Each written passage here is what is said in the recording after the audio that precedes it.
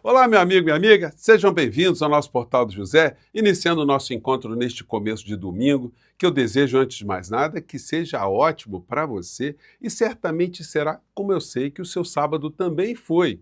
Isso porque eu tenho certeza absoluta que você não foi em nenhum jantar em que você teve que, de repente, se atirar embaixo de uma mesa com medo de tomar ali um tiro, uma explosão, alguma coisa nesse sentido. Isso prova que Sócrates, há 500 anos antes de Cristo, tinha razão quando ele dizia que o mal não é feliz, só o bom pode ser feliz.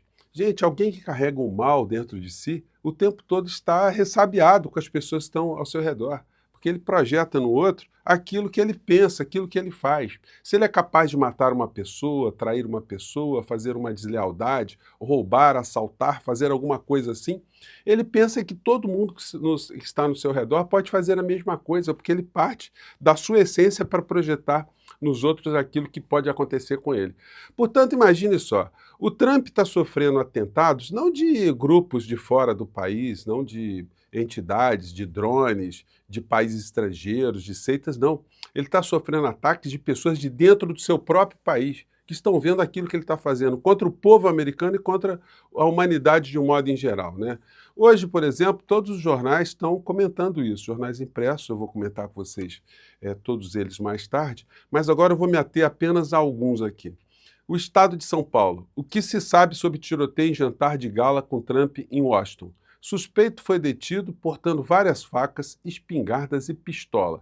Presidente participava pela primeira vez de evento que celebrava a liberdade de imprensa e foi retirado às pressas. Olha, falar em liberdade de imprensa nos Estados Unidos hoje está um negócio complicado, né? Porque ele está perseguindo um monte de segmentos da imprensa, jornalistas, enfim.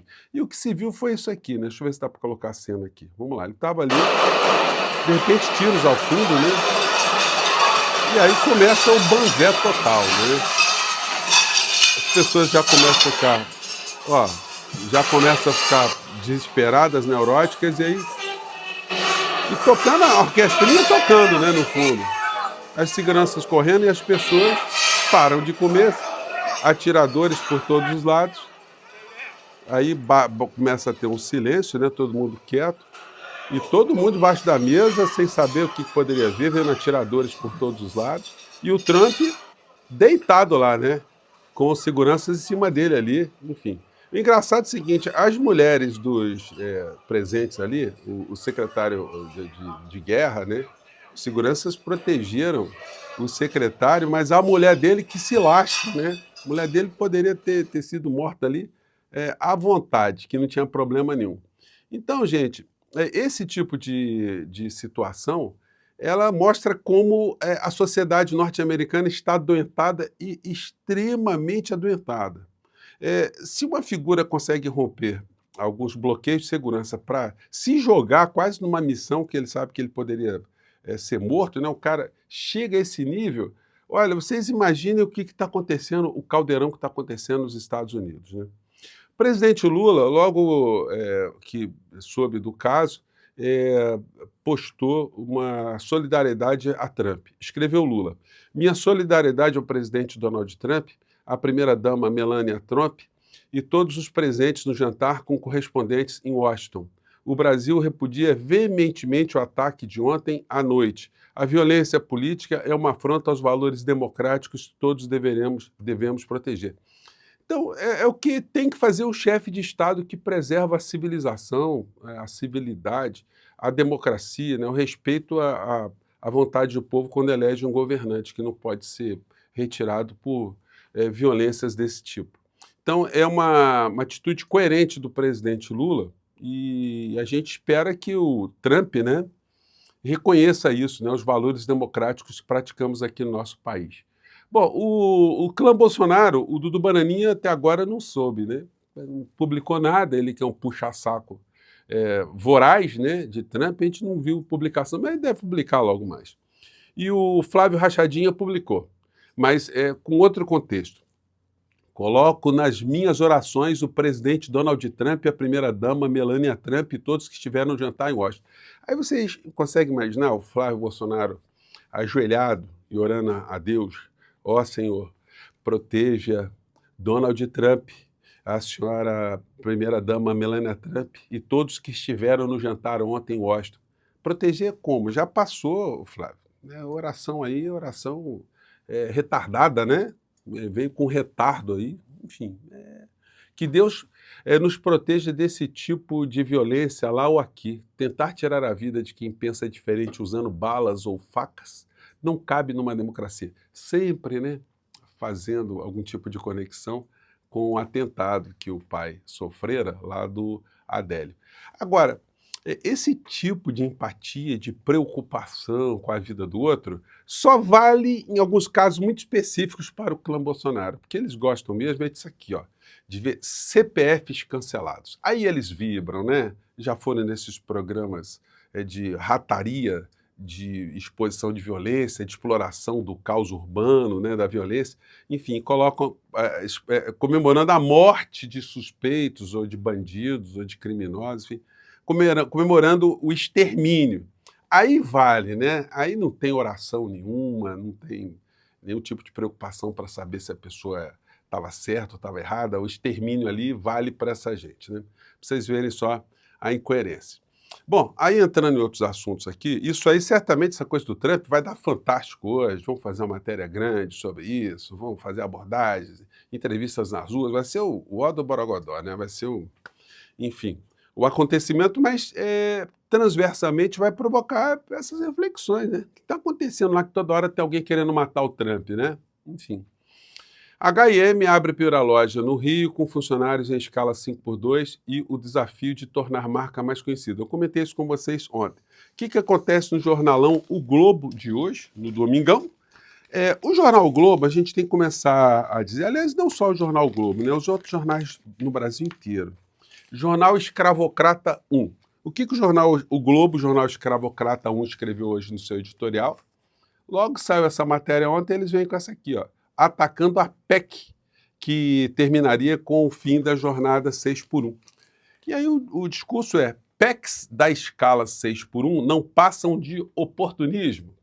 Legislativo e Executivo estão unidos para defender medida nefasta para a economia brasileira. Claro, era o mesmo discurso dos escravocratas lá atrás. Se acabar com a escravidão, olha, o Brasil vai quebrar, né?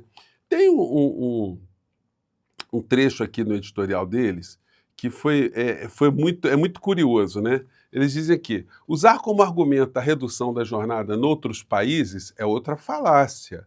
Antes de mudar a legislação, economias avançadas trabalharam muito, ficaram ricas e produtivas antes de reduzir horas trabalhadas. A redução foi sempre compensada com a produtividade.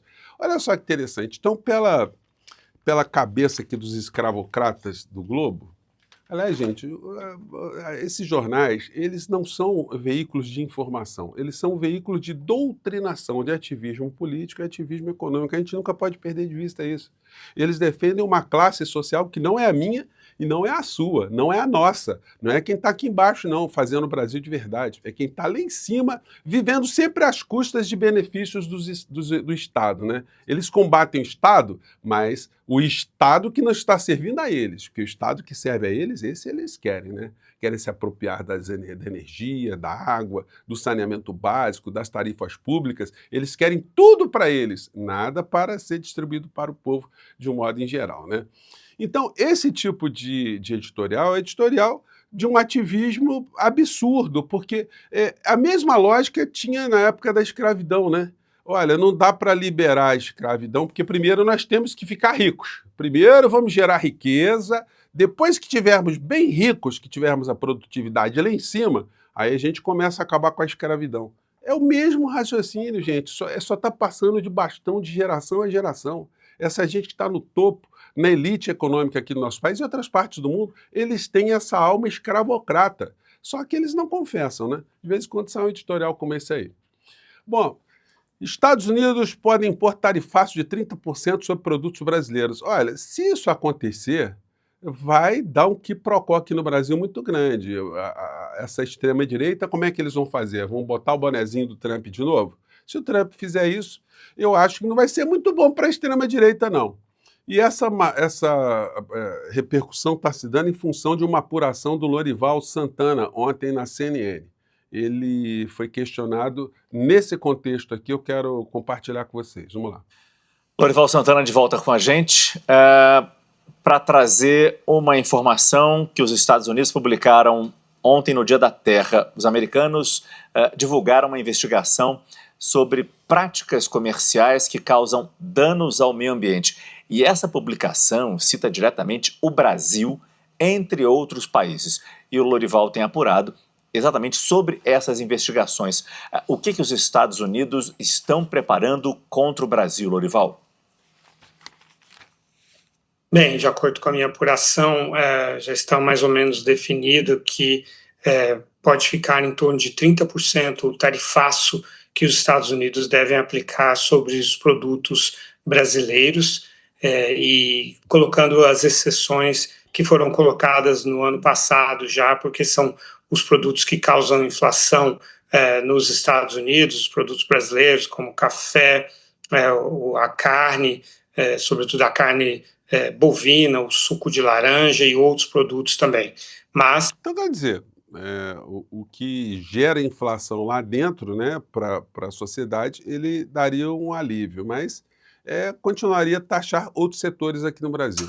o escritório do representante comercial dos Estados Unidos está avançando naquela investigação lançada em julho do ano passado. Ela tem até julho deste ano, são 12 meses para ser concluída, e, segundo a minha apuração, vai ser um tarifaço horizontal, linear, sobre os produtos brasileiros, e bastante abrangente, e deve ter uma ênfase especial sobre o etanol, que tem uma tarifa de 18%, o etanol americano, para entrar no Brasil. Tem uma reserva de mercado para o etanol nordestino, que seria bastante competitivo para os Estados Unidos exportarem para o Nordeste, por causa da questão geográfica. Então, os Estados Unidos estão bastante focados em retomar as tarifas contra o Brasil e contra outros países também.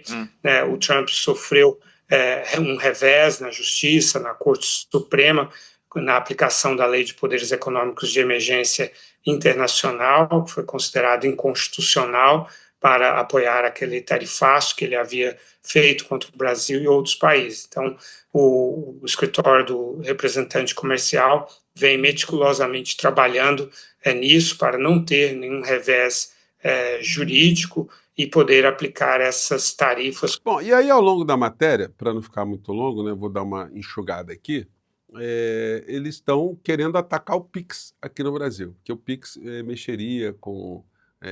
seria uma concorrência desleal com as empresas de cartão de crédito norte-americano. Bom, se eles fizerem isso, olha, eu acho que eles vão dar aqui uma oportunidade para o Lula vir com tudo para cima, né? Bom, e aí vamos ver a conferir, porque eu não estou acreditando muito que o Trump vai fazer essa besteira, mas vamos ver. Zanin vota para condenar Eduardo Bolsonaro por difamar Tabata Amaral. Aí o Dudu Bananinha está vindo aqui com as suas milongas, e ele colocou aqui um advogado para falar sobre isso aqui no canal dele, né?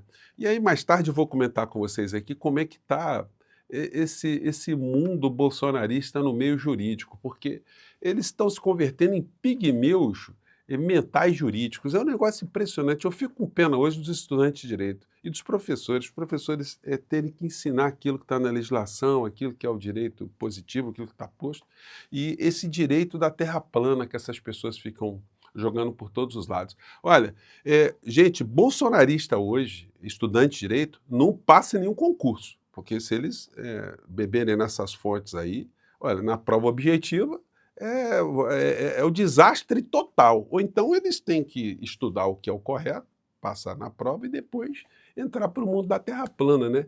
É um negócio complicado, né? Bom, mais tarde eu volto aqui com vocês, tem muita coisa para a gente conversar nesse domingão, tá bom? Tenha um ótimo domingo, vá para o seu almoço, não precisa se preocupar em pular para baixo da mesa, porque aqui a situação está muito diferente do que está acontecendo lá, né? Por incrível que pareça. Um grande abraço, até mais tarde. Tchau.